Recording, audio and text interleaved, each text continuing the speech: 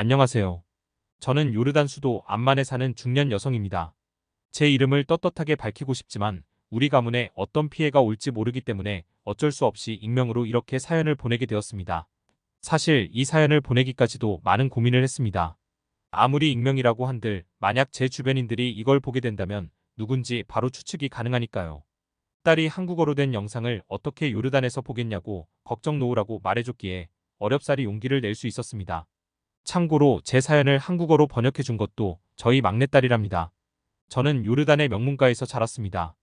저는 직계가 아닌 반계 쪽인지라 언론의 시선에 자유롭긴 했지만 가문 자체는 역사적으로 왕비도 배출했을 만큼 뼈대 있는 가문이었습니다. 결혼도 저와 비슷한 수준의 명문가의 남자와 한 저는 슬하에 아들 한 명과 딸 둘을 자녀로 두었습니다. 손이 아들과 딸은 결혼시켰으니 이제 막내딸만 시집 보내면 되겠다 싶었죠.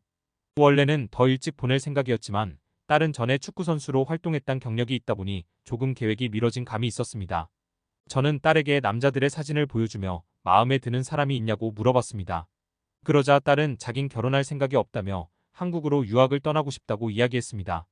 저는 그게 무슨 말도 안 되냐는 소리냐고 딸을 꾸짖었고 남편은 딸이 그냥 결혼 전 투정을 부린다고 생각하여 그다지 심각하게 여기지 않았습니다. 그러나 제 딸은 그 뒤에도 확고한 유학 결심을 밝혔고 남편도 이젠 농담이 아니라고 느꼈는지 조치를 취했습니다. 남편은 절대 허락할 수 없다면서 막내딸에게 외출 금지를 선언했습니다. 이에 지지 않겠다는 듯 막내딸도 단식 투쟁까지 벌이며 의견을 굽히지 않았죠. 이때 전화로 저의 하소연을 듣던 둘째가 우리 집으로 보내라고 말하더군요. 자기가 잘 설득해보겠다고 했죠. 둘째는 저희와 비슷한 집안의 시집가 남편과 함께 화목하게 살고 있었습니다. 저는 추호의 의심도 없이 막내딸을 둘째에게 보냈습니다. 어떻게 알았겠습니까? 둘째랑 막내딸이 한통속이라는 걸요. 막내딸은 부모에게 벗어난 틈을 타 한국으로 도망쳐버렸습니다. 저희는 둘째가 도와줘서 가능한 일이었다는 걸 바로 눈치채고 그녀를 추궁했습니다. 그러자 둘째 아이는 막내라도 이런 삶에서 벗어나게 해주고 싶었다고 말했습니다. 기가 막혔습니다.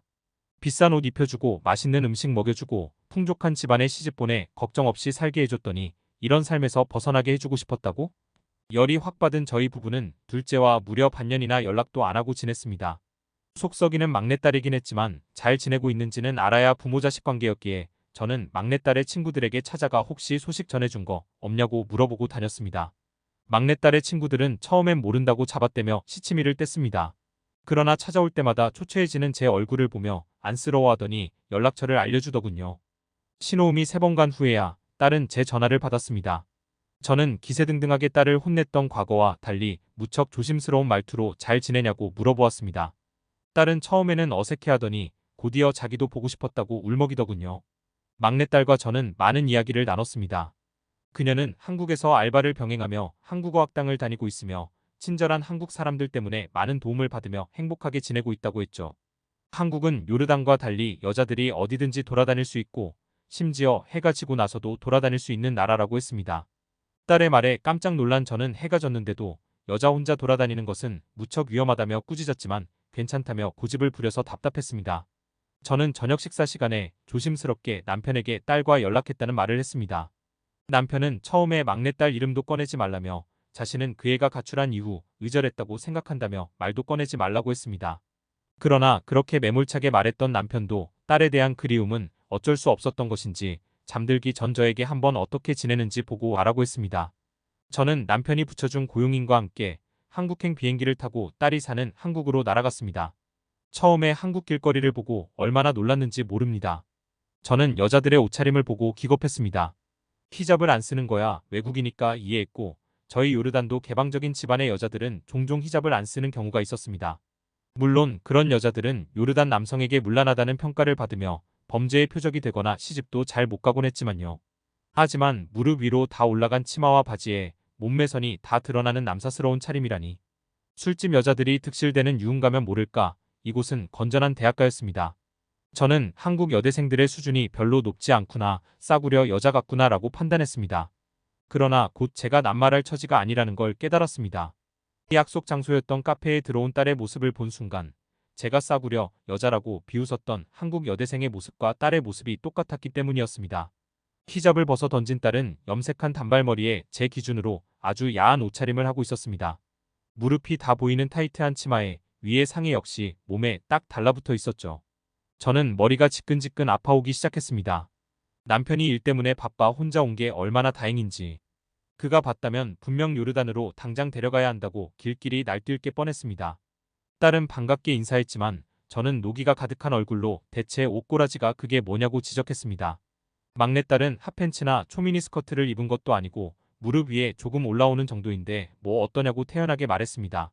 옷이 지나치게 술집 여자 같다고 한마디 하려다가 오랜만에 만났는데 벌써부터 싸우고 싶지 않아 화를 꾹꾹 눌러 담았습니다. 막내딸은 저를 데리고 한국의 이곳저곳을 보여줬습니다. 하지만 저는 처음에 관광을 즐겁게 즐기지 못했어요. 여자들끼리 이렇게 사람이 많은 번화가에서 다니는 것은 무척 조심해야 했거든요. 요르단은 중동 국가 중에는 그나마 안전한 편에 속했지만 언제까지나 성인 남자 기준이었으며 특히 시내 쪽 치안은 성인 남자들조차 조심해야 했죠. 저는 다리를 훤히 드러내놓고 아이폰까지 손에 들고 다니는 막내딸이 무척 걱정스러웠습니다.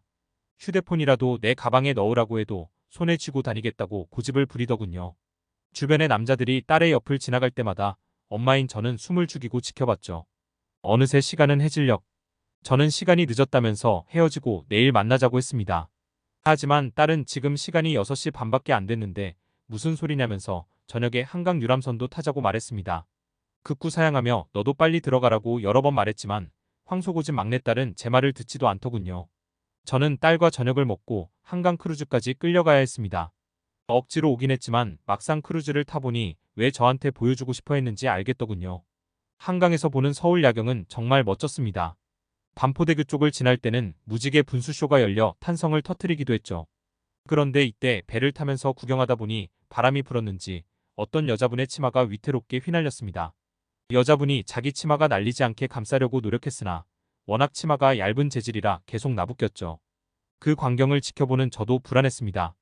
주변의 남자들이 저 여자를 보고 희롱하거나 해코지하면 어쩌나 했어요. 여기는 배 아니라 그녀를 도와줄 경찰도 없었습니다. 요르단에서는 이런 상황일 때 보호자가 없는 경우 여자에게 몹쓸 짓을 하는 사람들이 많았습니다. 이때 한 남자가 그녀를 향해 다가오기 시작했습니다. 저는 속으로 안 된다고 중얼거렸지만 겁이 나서 그녀를 도와주진 못했어요. 그러나 그 남자가 보인 태도는 제가 예상한 것과는 전혀 달랐습니다. 남자는 자신의 자켓을 벗어 여자에게 건네주었어요. 여자가 밑에 두껍고 무거운 자켓을 걸치자 더 이상 여자의 치마는 휘날리지 않았습니다. 저는 한국 남자의 신사적인 태도에 무척 감동했습니다. 한국 남자들의 매너 있는 모습은 이뿐만이 아니었습니다. 유람선을 타고 다시 내려오는데 어떤 남자분이 뒤에서 저희를 자꾸 부르는 겁니다. 남자는 저희에게 줄이 끊어진 펜던트를 건네주었어요. 고용이는 깜짝 놀라면서 끊어진지도 몰랐다고 남자에게 감사 인사를 했습니다. 저는 이런 비싼 물건도 주어서 돌려주는 한국이라는 나라가 참 신기했습니다. 고용인의 펜던트는 오래된 것이긴 하지만 친어머니에게 받은 선물로 펜던트 전체가 순금이었다고 들었습니다. 평소에는 착용하지 않고 가지고만 다니다가 크루즈를 탄다고 하니 기분을 내고 싶었던 모양이에요. 딸은 저에게 우쭐대는 표정으로 거봐 엄마. 한국은 저녁에도 안전하다니까?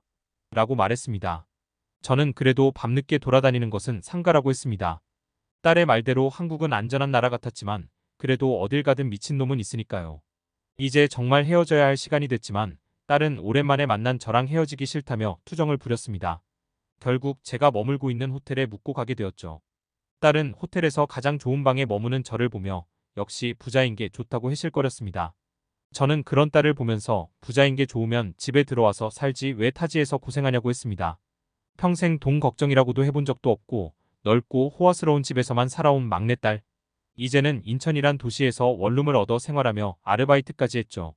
막내딸은 요르단에 있을 때 정말 보석처럼 빛나는 아이였습니다.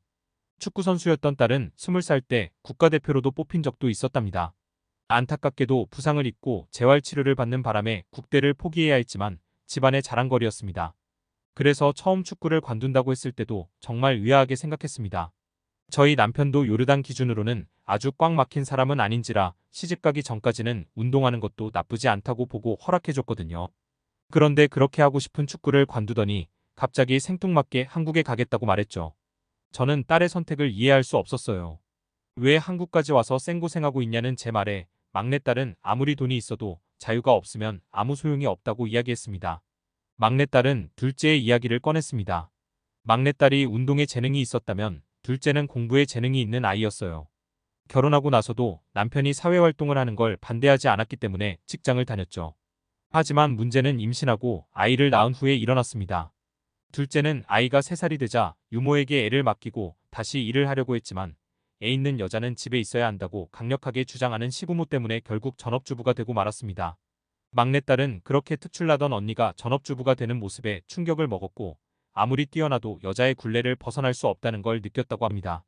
막내딸 역시 여성의 굴레에서 자유로울 수 없었던 게 친선 경기든 뭐든 항상 다른 나라와 경기할 땐 히잡을 써야 했습니다.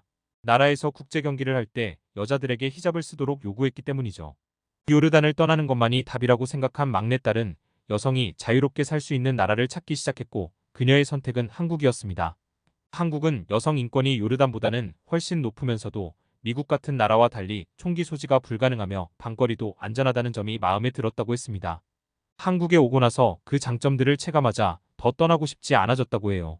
저는 이제야 왜 둘째 딸이 막내라도 이런 삶에 벗어나게 해주고 싶었다고 했는지 이해할 수 있었습니다. 제가 실제 와서 본 한국의 모습을 보니 딸의 말처럼 여성이 훨씬 자유롭게 살 수 있는 나라 같았기 때문입니다. 저는 막내딸의 삶을 존중해주기로 했습니다. 딸과의 아쉬운 작별 이후 저는 요르단 암만으로 다시 돌아왔습니다. 저는 막내딸과 영상통화도 하며 메신저로 매일같이 연락하며 지냅니다. 행복한 막내딸의 모습을 볼 때마다 제 머릿속에서는 한 가지 생각이 떠오릅니다. 만약 나도 요르단이 아닌 다른 나라에서 태어났으면 어땠을까? 저는 이미 타성에 젖어버린 중년이라 어렵겠지만 우리 자식들의 세대 그리고 자식들이 낳을 다음 세대에는 요르단의 딸들이 좀 더 자유롭게 살기를 기원하겠습니다. 한국에 간 막내딸을 처음엔 이해할 수 없었지만 실제 한국을 겪어본 뒤 딸의 선택을 존중하게 된 요르단 어머니의 이야기. 잘 보셨나요? 저희 클립 뉴스는 여러분의 감동적이고 재밌는 사연을 기다리고 있으니 언제든 제보 바랍니다.